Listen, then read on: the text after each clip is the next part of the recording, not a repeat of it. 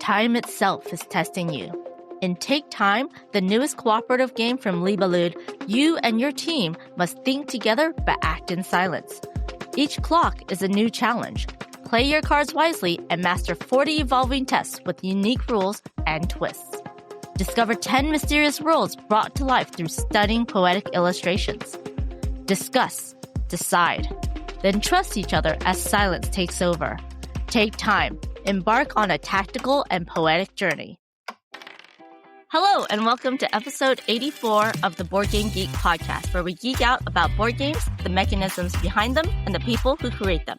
I'm your host, Amanda Panda, and here with me for this episode, it is Steph Hodge, aka Board Gamer Steph. Yay! Hi, how are you? I am good. How are you? Awesome. The craziness of December weighs upon us right now. Exactly. Now, normally, I think for the last 2 years, you've done the gift guide every year with Candace. I'm changing it a little bit this year because we already did kind of a gift guide with Board Game Geek. You can find that on the website. But I am doing more what games to bring to the holiday get-togethers because we're going to have a lot. I mean, we just had Thanksgiving.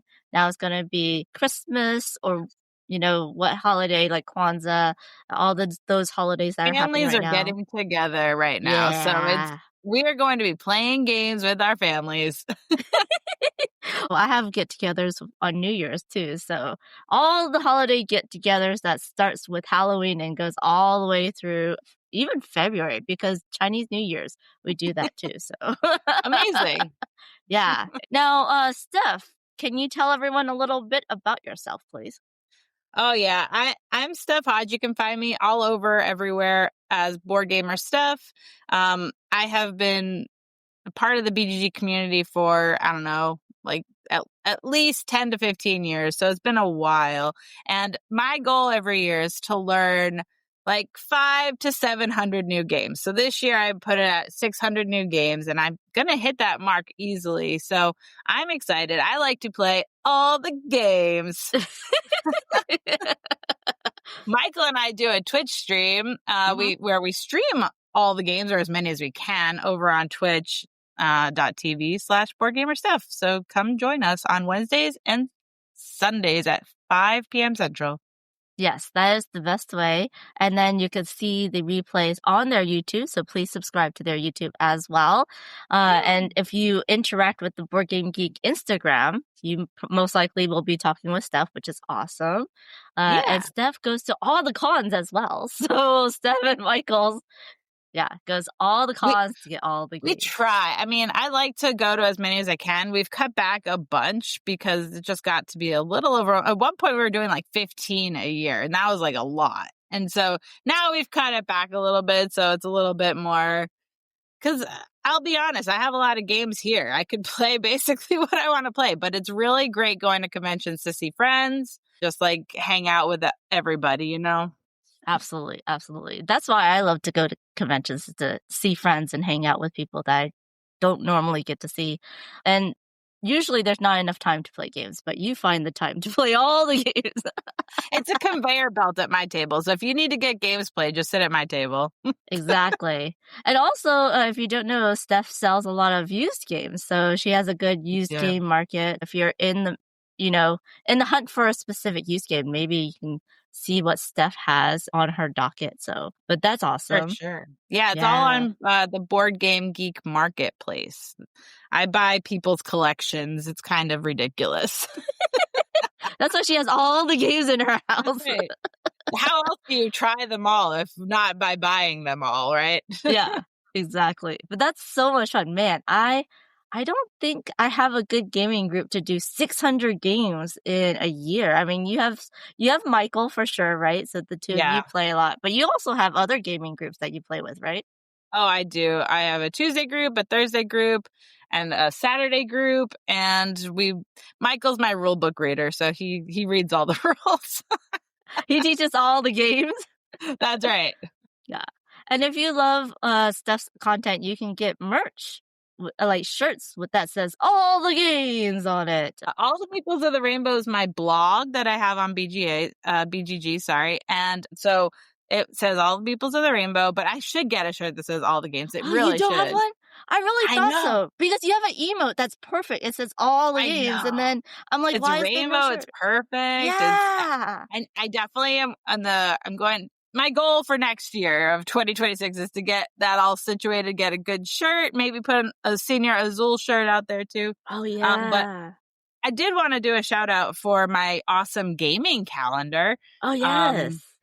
I make one every year with my photos that you'll see on like Instagram and whatever. And so I make one every year so the next one, 2026, it's almost that time. It's a perfect time to get a board gaming calendar, especially if you're looking for a really cool gift.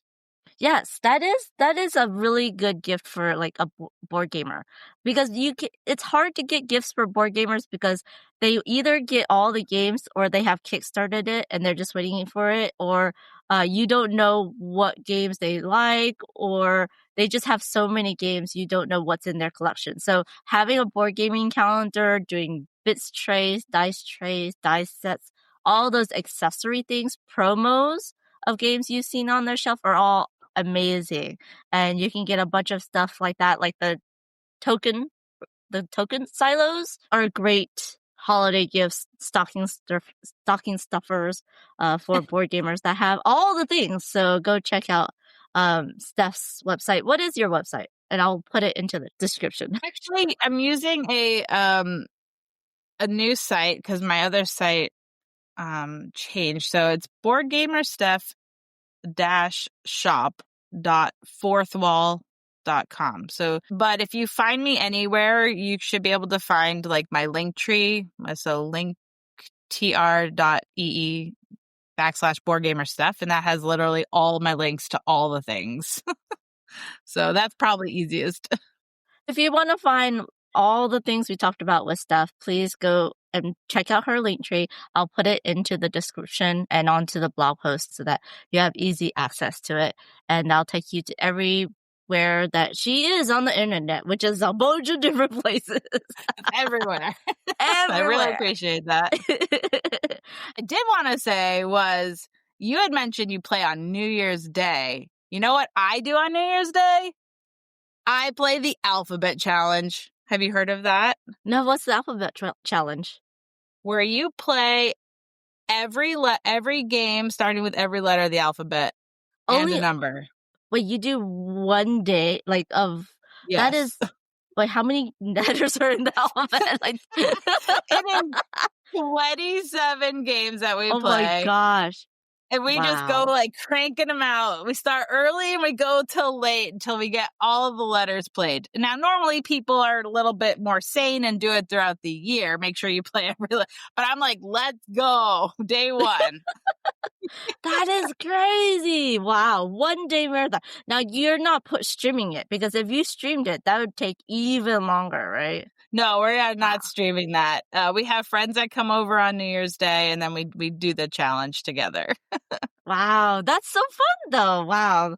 So how many friends? Is it like 4 people? It's just then? 4 of us total. Yeah. That's easiest for the number. I pick all the games before, make sure okay, here's my list. Get them all ready. Let's go. So do people like learn the games beforehand then as well? No. Oh. A lot of the times we might play games that we know, but sometimes we're learning them. Who knows? What's the hardest letter to find a game? I find that U is pretty difficult, and X. So right now, for the past several years, X has been X-Nimmt, which is a great game, by the way. Yes. But there's not many choices. I think last year we had to resort to Uno because I didn't have anything quick that began with U. Is there long games that begin with U? I mean, sure. I haven't done the list yet, so I haven't really thought about it. But I was thinking about Up or Down, which is a new capstone game. So that could be a good U. Yeah. So we'll see what comes up. But by the end of the day, it's like, how many hours do we have left, and how can we squeeze all these games in? So we have to find the quickest games possible. Wow. And you've been doing this for so long. You've been in the board game industry and playing board games. I'm imagining how much information you have in your brain on all the different board games. You know a lot. Yeah. It's a lot of information, and I retain the rules way better than I retain, not necessarily publishers. I retain the publishers pretty well, but not like designers and stuff. I'm so bad about, oh, who designed that? Oh, okay, right. But I try, and people are like, how do you remember everything? I'm like, well, actually, I just kind of do for a lot of these games. And it just comes naturally. Whereas like everything else, like people know things from history and all these other things. And I'm like, yeah, I don't know. I just know board games. If you've played a game once, are you able to like remember the rules and play it a second time easily a month later? A month later, that's a lot easier than a year later. But even a year later, I kind of can easily go through the rules and be like, okay, yeah, this. It's only the little nitty gritty rules that are like, well, I forgot one thing. But it's typically games like Lacerda where there is a lot of extra. I don't really, it doesn't connect with me very well. So he's all about theme, bringing in mechanics, right? And I'm all about mechanics and don't care about theme. So if I understand the mechanics, then I remember everything, right? So theme is definitely less important to me. And so Lacerda games don't really click very well. Something like that kind of game, I might have more of a difficult time remembering. That's interesting. I'm kind of half the same way and half not. When I'm buying a game, theme matters, and I like the art and stuff. And sometimes, if like some Lacerdas, the one with the cars, what's that one called? Kanban. Yeah, Kanban. Once I understand how the theme integrates with the mechanics, I'm like, oh, it makes the mechanics easier for me to remember. But for me, when I'm playing, I'm thinking mechanics only and not really playing based on the theme, which is a different way of playing where you're like really into the theme and going through the storyline, which is also very fun. But my brain just focuses on the mechanics and the puzzle and trying to figure out what to do next. But like I'm kind of half and half that way. And so it just depends. Like I've been replaying Nucleum recently, and this game is so good. I freaking love it, and it's just like I could teach it because it connects with me, right? So it just depends. Have you played the expansion to Nucleum? I want to get that played. Not yet. I'm usually teaching it. So it's hard to get expansions played when I'm like often like teaching somebody. So you have a lot going on in your life, and it's a lot centered around board games. Do you have any about board games in this house? So does that mean you have no hobbies outside of board games? What's that? No, that's not entirely true. I do have a AMC A-list. I love going to the movies, so I try and see movies whenever I can. I've always loved the movies ever since forever, and so that's always been a big part of who I am. So I'll always go and see movies I want to see. Nice. So what's the latest movies that you've seen so far? There's actually been a ton of sequels this year that have been really good. We actually just saw Now You See Me, Now You Don't. I thought it was amazing. It was so good. I really liked it. I like all those characters though. If you've seen the first couple movies of the series, it's like, and you like it, you'll probably like the next one. Yeah. They bring in new faces, so that's kind of cool, like the young generation, if you will. And I also saw a sequel to Sisu. If you like John Wick movies, there's a lot. He's like so like hardcore, and you can't help but really like him, and like you're rooting for him, and he's like all bloody. It's like it's a bit gory, but it's really well done. It's so well done. So those are the two movies that I've seen recently, but I plan to see Merrily We Roll Along hopefully today actually. I love musicals, so yeah, I definitely, and I missed it when it was on Broadway, so hopefully I could see this movie because it's a limited release. So Oh, okay. So do you go to Broadway musicals a lot? Like, do you go into the I theater? try to go with my mom once a year to see shows. So this year I ended up seeing Chess, which is one of my all-time Oh, favorite musicals because, okay. well, games. So that was amazing. So that, anything for some actors, because I follow the Broadway scene a little bit, so I want to see my favorites, and so it was great to see that for sure. That's awesome. I know. Hey, any chance I get to go to New York City to see some shows, I will do it.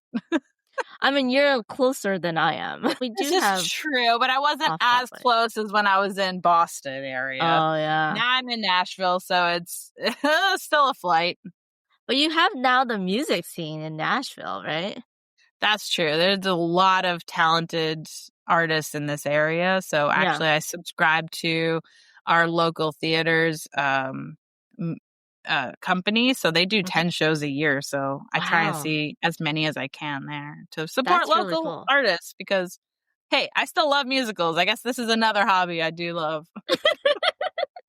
There you go. Yeah. Please support your local artists, whether that be, painters, drawers, singers, actors, any of those. It's always great to see them. Plus, local theaters will bring in some big actors for small plays and you get to see them closer and you might interact with them afterwards. And I love seeing like the younger generation coming up and working through, and then you see them on the big screen. You're like, oh, I saw you when you were, working in this very tiny little theater in the middle of nowhere. Yeah, that's awesome.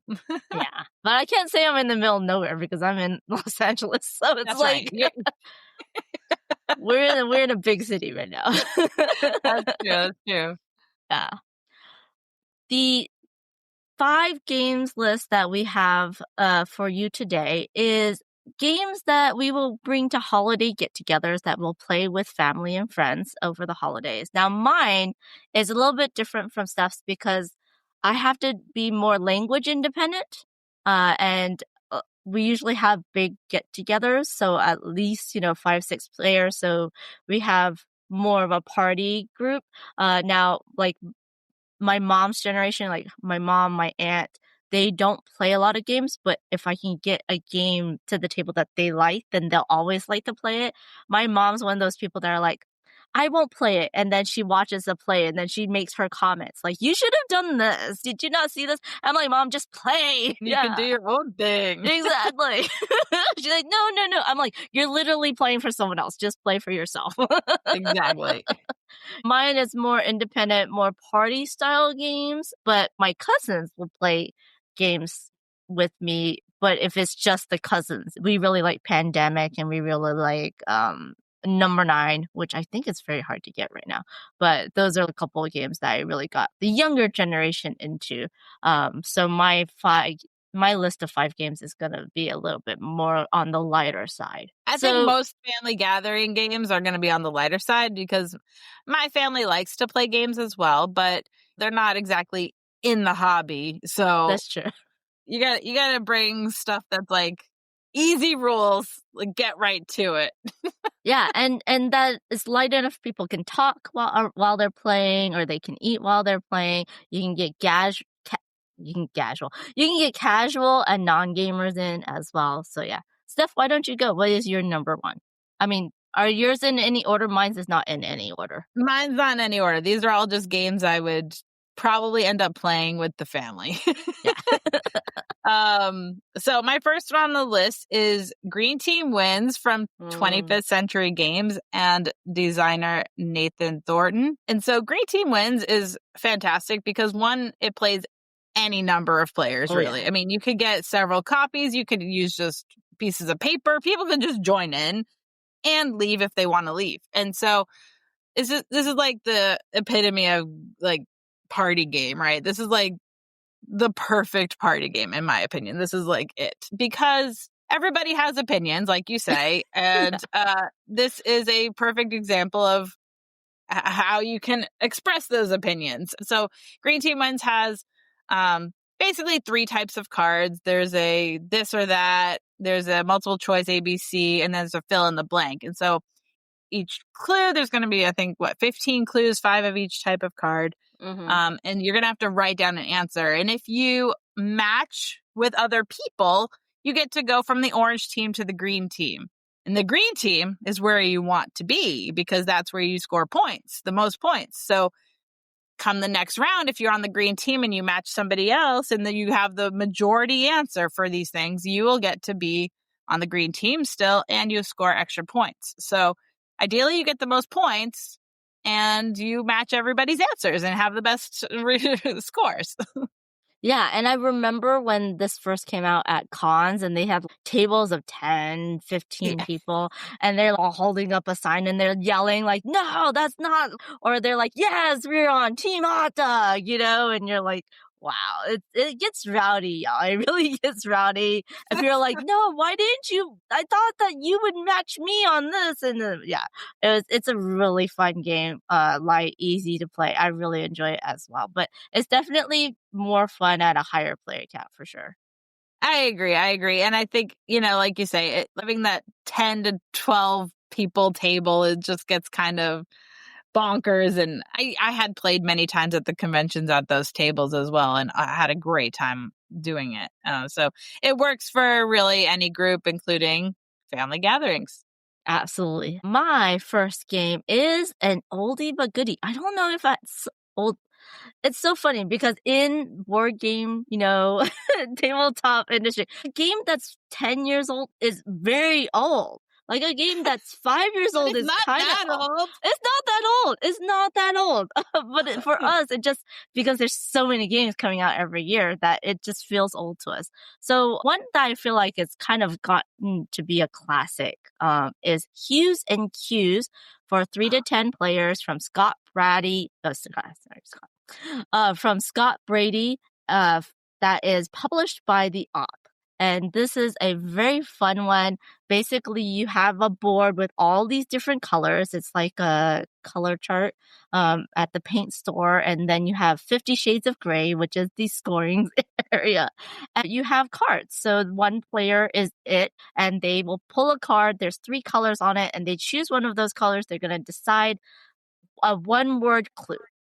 They're going to tell everyone the one-word clue. Everyone else is going to decide in turn order where they think that color is. And they're going to put their pawn on these colored squares. And they're trying to get as close or even find that specific square that they're looking at. But these colors are very, very similar, especially in certain lighting. It's like those are exactly the same hue. So you're all going to cluster around, or someone's going to go completely wild and say, no, I don't think, you know, watermelon is the inside, it's the outside, and, you know, and change the colors. And then you'll have a second round where they look at where everyone is, because it's semi-co-op, because that the person giving the clues wants everyone as close together to that clue as possible, to that square. So they're going to give another 2-word clue, and then they're trying to get people as close, because if after everyone chooses, they're going to put down this little square that basically has the exact color in the middle, and then if anyone is around the 9 squares around that one, they also get points, and then anyone outside that, they also get points. So points kind of don't matter, but they kind of do, and it's like semi-co-op, because yes, the clue giver wants everyone on that clue spot, but you also have points, and the person who has the most points wins. It's one of those really crazy, fun, what are you talking about, trying to meld and think about how they would explain it. But then people give the wildest clues, and people give the wildest reasoning of why they chose one color over another. I mean, this is a great game. One, because the box cover is amazing and the colors is amazing. I get drawn to color, all right? Yeah, and this is like all about the color. Yeah. And so for me, this game is super fun, and I totally agree. This is a great pick. And I think this is like one of the best selling games on Amazon or something. It's like really, so I'm glad, because I'd rather this game be best selling versus like Candyland or something, you know? But this is like actually a game with easy rules that everybody can play. So exactly, super fun. Yeah. And it's lovely that like you can actually be like, well, why did you choose this over that? And then rolls over to the next play in the thought process. So it's very fun. It's light. As with Green Team wins, you can jump in and out and people could be like, no, I think it's that one. And most of the time, points really don't matter. Yeah, of course. Like a lot of party games, definitely follow the op on Instagram because they've been posting Hues and Cues. Like you can try and guess where they're going with it, and so I think that's fun that they're doing that on Instagram. Yeah, absolutely. What is your second game? My second game is Illusion from NSV and designer Wolfgang Warsch. This game is a small card game, and it works well for any group because it's a visual thing. So you don't really need to know anything. It's just you need to just join in and be like, oh, is there more red in this than this? And you just have to line up the cards.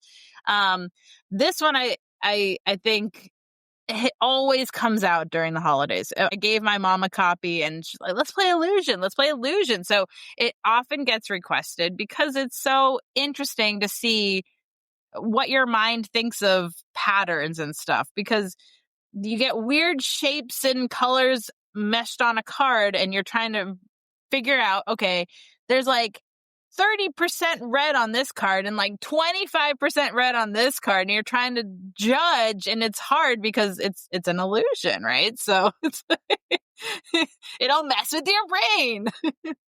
And you're like, no, that's definitely more. But then when you flip it over, it's like, no, they were equal. Exactly. Equal is okay, though. Yeah, that is true. That is true. But you're also trying to catch other people, right? That they placed it wrong. So if you think the lineup is incorrect anywhere, you can call and be like, this is wrong. And if you are incorrect, the other person will get the point. And if you are correct, you will get the point. So yeah. Are you risking it to try and call? But do you think they're right? Yes, it's very fun. It takes just a tiny bit of space, a little line of cards on the table, and everyone will be like giving their opinion by the end Of course. the game. Like, people will just walk by and give their opinion. Yes. Great pick. That is Illusion. Well, I know that Jenga is a classic. A lot of people have it in their homes. Dexterity games are always a fun hit, but I really like Catch the Moon for 1 to 6 players. Now, the designers' names I'm going to mess up terribly, so I apologize. But Fabian Rifaud and Juan Rodriguez. It is distributed by Cosmos in the United States. This is a really beautiful, fun dexterity game. You have all these ladders that are slightly different, and you're rolling dice to see how many ladders you need to put up and how high do you have to put it up at the highest point, or can you put it anywhere? And then you get this like ball of ladders all intermixed, and people are like, oh no, is it gonna fall? And it's a dexterity game, so you don't want it to fall. But this one was really a hit with my family and friends because it really has a good table presence, and you're rolling dice and you're trying to see what you can do to balance this crazy piece of wooden ladder that's small. It's a small ladder, but some of the rungs are broken off and some have sticking out bits, and it's just really pretty on the table and looks interesting, and everyone's like, don't touch the table. It is a great time, I feel, and it's my pick for a dexterity game for the holidays. I feel like a lot of dexterity games are great for casual and non-gamers, and they'll really want to get into it, but this is one for those like who love Jenga. Definitely check out Catch the Moon. Do you play this one a lot? I enjoy it, and I think, like you say, it has quite the presence. You create a work of art by the end of the game. It's wonderful. Yes. Yeah, go check out Catch the Moon from Cosmos Games. My next game is probably one many haven't heard of, but it's called America from Bezier Games and designer Ted Alspach and Friedman Fries. It's based off of a even older game called Terra. Maybe many people have heard of Terra, but they have the same kind of mechanics. However, in America, all of the trivia in the game is based on American culture and stuff like that. What's really cool about this one is I gave this to my family long ago and they always want to play it. So this is why it's on my list, because I actually play it. And it plays 2 to 6 players. So it really can handle a bigger group, which is good. So what's going to happen is you have a deck of these cards that have questions on it. And so there's going to be a question asked and it's going to have multiple different kind of responses. And you're going to have to put your cubes on the board. So you don't necessarily have to know the answer. So if the answer is like Texas or whatever, you want to put your cube in Texas if there's no cube there, or you can go in surrounding areas to try and get smaller points.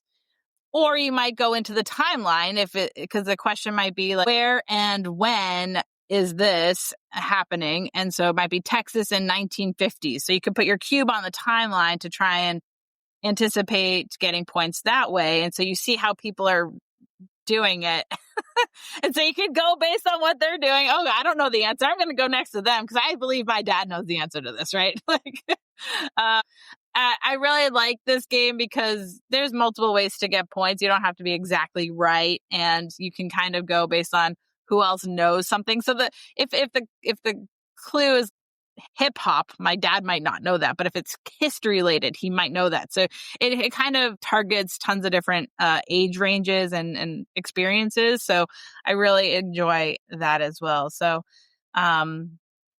it's a nice game. So Terra is what it's based on, and that's all about the world geography and animals and stuff like that. So if that's more your speed, you might want to look into something like that. Yeah, trivia games are definitely a fun one and a good one that can hold a lot of people. And it's a classic that everyone at one point has done some kind of trivia game in their life or gone to trivia night at a bar or something. But that is really fun. It's about America, or you can go check out some Terra, which is about the world. There's a lot of different trivia games out there, but this is one I'd never heard of. It just missed No, I me. know it's not as well known. It like you say, it's older. It's 2016. It's almost 10 years old. Yeah. But I like it because you don't really have to know things. Mhm. You're just gonna educated guess it, and Yes. you still might get points. So Yeah, agreed. I love those types of games. What comes to my mind is Wits and Wagers. Very similar, yeah, for right? sure. Trivia game. You don't really have to know, and it plays a lot of people. So if you can't find America, maybe try and find Wits and Wagers. Yes, for sure. That's a good comparison and suggestion. But that was America from Bezier Games. And my next one is a newer game. It is Duck and Cover for 2 to 7 players from Uzma. Oh my gosh, I am terribly sorry because I don't know how to say it. Uzama Kalafati. I know that's wrong, and I apologize. Go check out the BGG page. That's going to be late. But it is from Captain Games. This is a almost bingo-esque. I think I might have 2 bingo games. But basically what's going to happen is you have your own set of cards, and I do believe it's 12 cards, numbered 1 through 12, and they all are different ducks. Like we have a sci-fi duck, we have a dessert duck set, we have a famous people duck set, and it's so cute. I love the art on this game. And you're going to shuffle up your own 12, put a 4x3 grid, and then flip them up. So everyone's going to have a different grid in front of them. And then one person's going to flip a card of a deck that has 1 through 12 times 2, and then a largest card and a repeat card in it. And they're just going to call a number, and you either going to use that card. So if they called number 8, you look at your number 8 card, and you're either going to cover a orthogonally adjacent card, which is called covering, or you're going to duck and move that card somewhere else next to another card, orthogonally adjacent. And you're either trying to get all your cards into one pile, or you're trying to cover up these splash points that are on these cards that will give you points, because this is a golf scoring game. You want the lowest amount of points possible. But what I love about this game is when you've already covered that card and you don't see the number in front of you, you have to quack. And so slowly there's going to be only 1 or 2 quacks in the beginning, and then suddenly everyone's going to quack at the same time. And then that's the timer of the game. So when everyone quacks at the same time, you put that card aside, and depending on the number of players, you have a certain number of all quacks. And then the game will end, and then you'll count up your points. And it is so much fun. That's it. You only do it one time. That's the game. But most of the time, the way I've played it with friends and family, they'll want to play it at least one or two more times after that. But yeah, Duck and Cover is just silly fun, quick, easy to play, and everyone kind of really gets into it and starts yelling out numbers that they want as well. So yeah, and it handles a bunch of people, and it's easy. I mean, it's super cute. Everybody gets their own duck style. I know, right? And one of the times I played it, they were like, oh no, the famous ducks, the movie Hollywood Ducks kept on winning. So we're like, okay, you got to pass that deck to someone else because you can't keep that deck if you're going to continue winning. It's so fun. Let's see, in November, I actually we played 2 copies of the game and did a 14-player game. Oh my goodness. Crazy. That's crazy. Every time we played it twice, someone got to like one, grouping on one card. Wow. Yeah. It's amazing. Yeah. So there you go. There is an artist pack so that you can play 8 people with one copy of the game. If you can track that down, that is also a very cute deck as well. That is Duck and Cover from Captain Games. What's your next one, Steph? My next game is Ready, Set, Bet from AEG and designer John DeClaire. It plays 2 to 9 players, so it plays a ton of people. This game probably has a little bit more rules than some of the other ones we've mentioned. You might see some eyes start to glaze over, but by the end of the game, they get it, right? So It's like you kind of just have to go with it. But this is a real-time betting game, which is very exciting, especially with a large number of players, because the spaces start getting eaten up and you're like, well, I got to bet now, or do you wait longer? And so what you're actually doing is looking at the horses advance on these tracks, because one player could, or you use the app, I always use the app, to roll dice and move horses along the track. And so as you see horses advancing, you're like, well, are they going to keep advancing, or should I bet on what I want to bet on and maybe get better odds to my bet? So you just got to take those chances and take the chances before other people take them, because they'll take your spot. Yes, absolutely. Everybody has a great time betting because it's not real money. I guess you could use real money if you really want to increase the stakes, but I would recommend just playing with the tokens. And it's just fun to see what happens in the race, because do you get paid out or do you owe money? Yeah. People start yelling and cheering for a horse by the middle of the game, just like a real horse race. It's roulette meets horse racing. It is a great time, and everyone's standing around the table. You cannot sit down for this game. Everyone's standing around, hovering, and they're either watching the iPad, or you have someone at the end of the table rolling steadily and moving these horses. And you never know, because the way that it goes, if a horse is rolled 2 times in a row, they get to move even faster down the track. And so you're like, oh no, someone came from behind that no one saw, and the one person has the 1 chip left, and they just won all the money, and you're like, what the hell? It is so great. It gets really rowdy. I really love that game. That is Ready, Set, Bet. Yes, very fun game. Good choice. Yes. My second bingo-esque game, and my last bingo-esque game, is Super Mega Lucky Box for 1 to 6 players by Phil Warkle Harding, Praise Be, and published by Game Right. It is basically bingo, just like, Duck and Cover, only you have roll and write. You have cards that are laminated. And so you're marking off the cards just like in bingo, where like someone's going to flip it a 5. You're going to mark off a 5 somewhere on one of your 3 cards that you start with.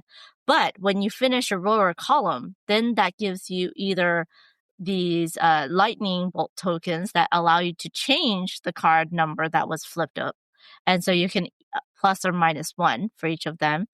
Or you can go ahead and they'll give you numbers that will allow you to mark off even more things, which will then combo and chain into getting even more things marked off. Or you get stars that gives you more points.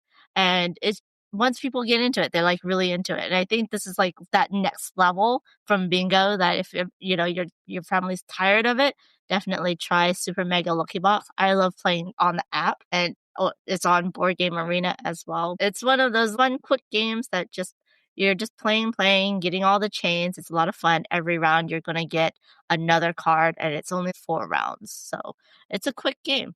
Yeah, I've only played it in person actually one time, but BGA has it so nicely put on there that I'm like, okay, great. And it's easy to do async as well because you really don't need to remember what you had in the past. So true. Super Mega Lucky Box. My final pick, we're already at number 5. Yeah. Is a game called Subjective from Spin Master and designer Andrew Wolf. It plays 3 to 6 players. It's just super fun. I don't know if you've played this one, but it is a game with subjects, which is why it's called Subjective. There's like movies and music and famous people and all these different categories. I don't know, maybe 15 categories. There's tons of categories. And then there's going to be a clue, and one person needs to try and guess the clue. So if the clue is Frankenstein, I don't know, it's a terrible clue, but you might say famous people, Gene Wilder or something. I don't know. So everybody's going to grab one of the categories and write down an answer. And then the person guessing is going to point to somebody and say, what's your answer? And so then I flip it around and say Gene Wilder. And they're like, what you might say Willy Wonka or something. I don't know. Depending on what his category is. So be movie or I don't know. I'm trying to think of something on the spot, but let's say he doesn't get it. That's fine. But if he got it, then you keep playing. So that's what's great about this is like, you don't just stop once you get it. You keep going. So you'll get to see the next people's answers. But what you're going to do is the person guessing, now that they guessed Frankenstein, now they have to go and look at everybody else's category and be like, I think you said Halloween or something. And so they would flip it around. If it is Halloween, they also get a point. Not only can you get a point for matching and getting somebody to guess the right answer, but you can get a point if that person guesses what you wrote after they already know the answer. That's where I think this game really works because you can still get points even if they already know the answer. So I think the way that this game is done is so well done, especially for party games, to have a good kind of scoring is really nice because most of the time party games are just like whatever. Like you said earlier in this podcast, that scoring is whatever. It's not really about the scoring. And I agree that it's not really about the scoring here too, but it can be, and they do it well where there's still reason to keep going and guessing. So I think this has been a huge hit with all the groups I've played it with. Yeah, it's a fun one. And the different categories are interesting. Some categories are very similar to other categories. And you're like, ooh, it could be for both. But the other part of it is getting those categories. Do you do it in turn order or do you just free for all? Everyone's grabbing for their favorite category that they knew? Because it's like just one where the guesser doesn't know the answer and then everyone else can see, and it's semi-cooperative in that you want the guesser to guess so that you can get points, but then whoever has the most points wins. It is so fun to see who you really mind meld with or who that is such an obscure reference. How did you even think about that? And then it starts a wonderful discussion on different subjects that you never would have think about. But yeah, that's a very fun game. It's a nice twist, right, to the whole genre, and I really enjoy that. This came by storm and took over the past couple holidays. Yeah, it's a lot of fun. That is Subjective. And then for my last one, it was basically on both of our lists. Steph very kindly let me put it on mine. It is, of course, Flip 7 for 3 to 18 players by Eric Olson from the op. And if you mix multiple copies, you can get even higher counts of people. And Flip 7 right now is going to be huge. There's going to be a whole bunch of different kinds. As of 2025, there is a Grinch version in Walmart right now that you can get in the Yay! United States as well. This is a blackjack-esque game where basically you're going to get a card and there are numbered 0 through 12. 0 and 1 have 1 copy each, and then the number is the number of copies. So there's 11 copies of 11, 12 copies of 12. There's 3 additional cards like flip 3, second chance, and freeze. And basically you're trying to get up to 200 points. Now, how you get points is if you do not bust, that means you do not get the same number card as something that's already in front of you. Then you can keep going, or you can stay and just get the points equal to whatever number is on the cards in front of you. There's even a multiplier. There's a ×2, which means this game can swing so hard. It has. It has. Like, someone can be 10 points and someone else is at like 90 points, and that person gets a doubler. If they flip 7, they get additional 15 points, and man, it's crazy. And you're yelling. You're like, come on, hit. Or you gotta freeze the person that's winning over there. Wink, wink, nudge, nudge. Flip 3s are interesting because you have to flip 3 cards, and that can either bust you if you have a lot of cards in front of you, or if you don't have a lot, it could give you a lot of points. So it's a good, interesting mechanic. The second chance allows you to not bust one time, and then you give it away. It's so fun. It's great at higher player counts. Everyone's kind of invested in what everyone else is doing. On BGA, it's nice because they give you like a real-time total, but in real life, you just count up at the end. They have a nice website-based score sheet so that you don't have to write it down. You just do it on your phone, which is absolutely amazing. Flip 7 is fun, crazy. You can start yelling, do it, and it's just a lot of fun for a lot of people. This has also been a huge hit with everybody I've played with, so Yes. I'm very excited for the Grinch edition because I think it's super cute. I think they had a little bit of a missed opportunity where they could have included an additional card of like stealing or something because it's like the Grinch, but yeah, it's okay. It's just a totally redo of Flip 7, and I think you wouldn't go wrong picking it up for the family. It's a small card game. It's been a great hit for sure. absolutely. It's not going to take up too much room. You can bring it with you anywhere. You can play it at any time. And depending on the player count, it can go long or short. That is Flip 7, of course, from the op. That is our 10 games that we get to play with our family and friends over the holidays that we really enjoy. So I hope maybe you all could pick one of these up, and hopefully it'll be a hit for your own get-togethers. Now, I have an honorable mention, and you have an honorable mention, I do believe. There's always an honorable mention. There's so many games out there.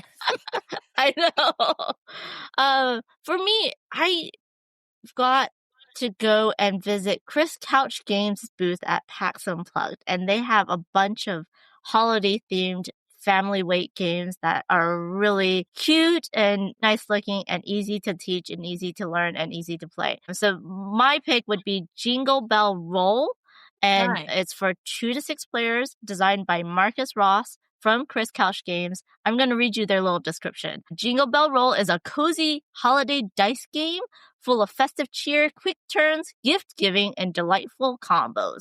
All things I love. So basically, it's a rolling dice, and then you're going to play cards to score points. It's so cute. You could add letters to Santa's mailbox to give you permanent bonuses, and the person who has the most points wins.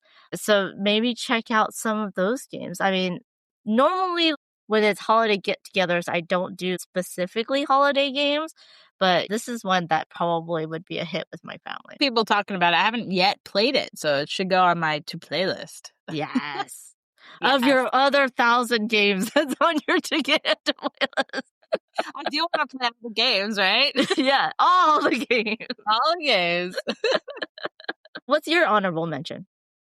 Yeah, my honorable mention is Don't Mess with Cthulhu, the deluxe edition from Indie Board and Dice. The deluxe holds more people, so 4 to 8 people you're going to need. And designer Yusuke Sato, I probably said it wrong, I'm sorry. But this game it takes a certain crowd. So it won't be for every family gathering. But I know, like, when I go to Thanksgiving with Michael's family, they love these types of games. It's a hidden role game. And I honestly am not a big fan of hidden role games. I'm really bad at lying or bluffing, if you will. But this game for me is just the right amount, because it doesn't outstay its welcome, and I get to be a little sneaky.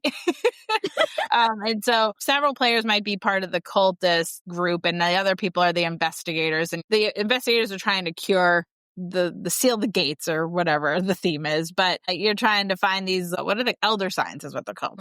And so don't find Cthulhu, because that will automatically give the cultists a win. So you have to kind of lie sneakily if you are a cultist and you want to find Cthulhu out in the mix, or find your other cultists and try and give them the reins to take over. It's very easy game, and it always triggers, let's play again, let's play again, let's play again. This is a game you can't just play one time. That's really cool. Yeah, I haven't played this one. But there's a lot of Cthulhu-themed games. Ooh, this is going to go on my to playlist. Yeah, no, it handles a lot of people, which is obviously good for the groups. Yeah, yeah. So that was Don't Miss with Cthulhu. Yeah. Awesome. So there we go. You actually have 12 games to check out. Top 12.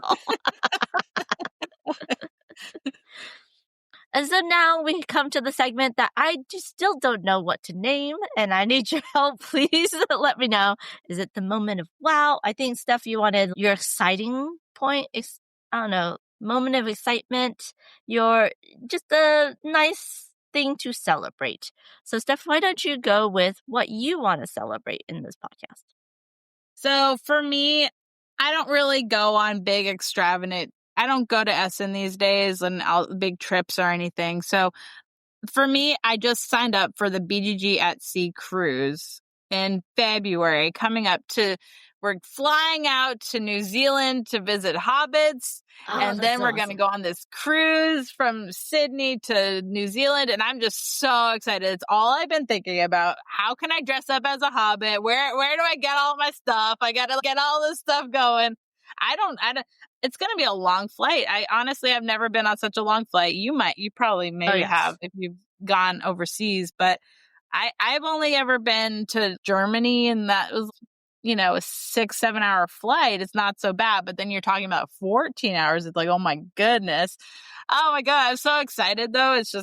It's basically a trip of a lifetime for me. That's so awesome. You get to go are you going New Zealand and then Sydney, or is it you go? Yeah, so the cruise doesn't have an excursion to Hobbiton, so I'm like, we have to go. And actually, Jeff, who runs the Board Game Geek at Sea, he has a pre-cruise group that we're getting together. So a bunch of us nerds are going to go and meet in New Zealand before, and then the next day, fly out to Sydney. So we're going to get to go do that Hobbiton excursion. It's like a full day event. We get to have the full banquet meal, and we're going to get behind the scenes tour of, for me who loves Lord of the Rings, it's amazingly so great. That's so awesome. That means you have to play all the Lord of the Rings games. I know. I'm cruise, right? I actually messaged Office Dog. I'm like, if there's any way you can get me the Two Towers trick taking game before this trip, you'll get some great media coverage. I swear. Because that's the one game I would totally bring, is the new Lord of the Rings trick taking game, just to play in Hobbiton. How amazing would that be? Now, I've never been on a BGG cruise. Do they bring on the BGG game library, or is it just people bringing their own games onto the cruise?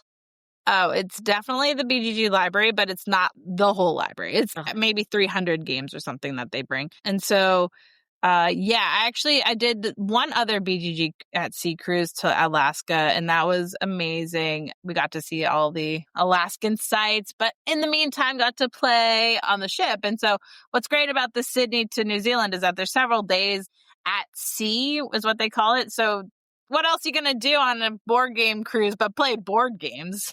Once you get to New Zealand, you'll do all of the day off the boat and visit the sites and see New Zealand, which is really a beautiful country. So I'm very excited for that. But also, in the meantime, play games, because why not? That's what I do. Yeah, that is awesome. Are you going to be able to see Sydney at all? There will be a day before the cruise that we'll get to explore. But unfortunately, that's not... We're so jam-packed with the flights and everything that there's not going to be a whole lot of time to explore Sydney, but we're definitely going to try the day before to explore. I'm going to be so tired, but it's going to be so worth it. And you're on a cruise. You can take a nap at any time because I know. After we're on the boat and everything, we'll just take a nap. Exactly. So sleep when there's time, but visit new countries when you can. Yes. I'm not a big cruise person. I did go to one with the family, and I was surprised they had mahjong and card tables and board games on there, and I was like, I need to add to that list. But yeah. Well, the board game cruises, they rent out the conference area, and so there's the designated area for the board gamers. So on a specific cruise like BGG at Sea. So there's definitely the library, and I think every cruiser gets to pick one game that they can pull from the library to add to the cart, so it will be there. But it would be horrible to make us have to bring in the games. Oh, yes. Yeah, I know, right? Because that is a long trip. Although international flights allow you to have more check-in suitcases than domestic. But yeah, 14 hours is going to be a long time. I'd say stay hydrated. Yes. Maybe eye drops, or try to, close your eyes and do some audiobooks because it gets really dry up there. Yeah, if you could have a row to yourself, if you and Michael could have one aisle seat, one window seat, and have no one in the middle, that is the best. That would be awesome. I have a bad feeling because we didn't want to spend the extra $400 to pick seats. So we're just going to get stuck with whatever, because that's very expensive to pick seats price. Wow, that is really expensive. That's crazy. But yeah. Yeah. It's an expensive flight for sure. So it's like I said, it's a once in a lifetime thing. I'm spending a lot of money, but I think it'll totally be worth it because you're gonna have so many good memories. What else are we gonna do, right? With all the money we have, except buy rent and houses and things. But who cares? Who cares about the basic necessities? Trip of a lifetime. Mm-hmm.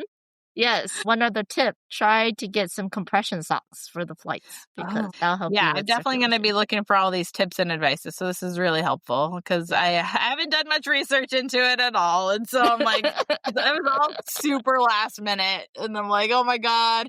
But I think you'll have a wonderful time because board game cruises are going to be amazing, and maybe one day I'll go on one. We'll see. Yeah. But man, that's so cool. And New Zealand, one day I want to try out Hobbiton as well because it looks so cool. They literally just kept the set of the Lord of the Rings. As they should. Because it's amazing. Yes. And then bring all the Lord of the Rings games, all of them. Yes. I mean, there's some really fun ones like Hobbit There and Back Again. The Roll and Write is a very fun one. Yeah, Two Towers, that whole series. Yes. Trick Takers, though. Yeah. So my moment I'll just do something parallel to yours. I am one of the special guests for OrcaCon in Seattle in January. So I'm very excited for that. Nice. They're bringing me back. This will be my third year. It's a local con to Seattle where there's a lot of designers and publishers in the Seattle, Portland area. And so I get to see all those people, lovely friends, content creators that are up in that area as well.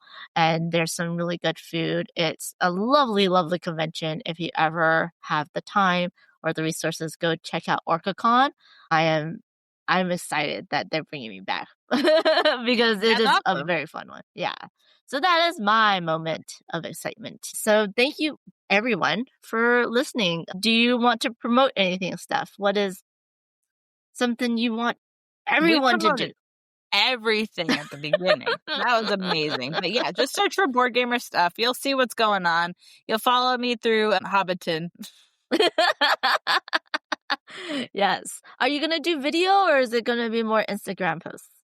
I'm gonna try and do everything. I have a feeling I won't put my phone down.